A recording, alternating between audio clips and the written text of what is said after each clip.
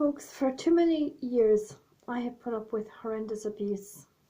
That abuse still has not ended in my life. I thought when I left my husband, the abuse would end. Sadly, I have grown up with many years of abuse, which started at the hands of my mum's brother, Gary de Clare, then my stepdad, William Anthony Malloy, aka Liam Malloy, who of course denies all of his abuse. Follow that by my now ex-husband, Rashid Latif, so-called Dr. Michael Mbagu, who could not qualify as a doctor here because he was from Nigeria, and they read something, they told me, himself and another guy, and I don't know what happened, but they read some sort of newspaper article inviting doctors over to Ireland. So instead of being picked up by Medical Council of HSE recruitment, they saw adverts supposedly in Nigeria inviting them over here, and sadly when they came over they were then unable to register because they then had to retake exams and do the English proficiency tests and things like that. But anyway, I'm also then further abused, as I say, by my ex-husband Rashid Latif and his brother Jamil. Then, as I say, by my own brother.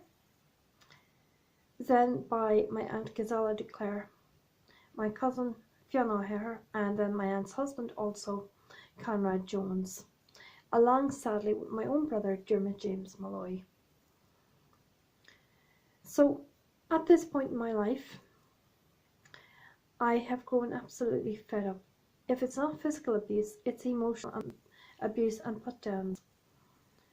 For too long I have been told that I am retarded, incompetent, incapable of looking after myself, incapable of doing anything for myself, incapable of basic comprehension of anything. I'm too stupid, too fat, too ugly, etc. I may be born with an unusual syndrome. That does not mean that I'm in any way intellectually inferior or retarded. However, my aunt Ghazala and her physically abusive husband, who broke my phone and two of my fingers in December, decide to tell me that I am too ugly, too retarded to ever be able to go back into education or indeed to work. They've also told me that my passport and any ID documents will be flagged because supposedly I'm too retarded to even be able to travel on my own, which I find offensive given that I used to travel in and work in the UK. So how, in God's name, does that now make me retarded? As said, I'm trying to fight back from this.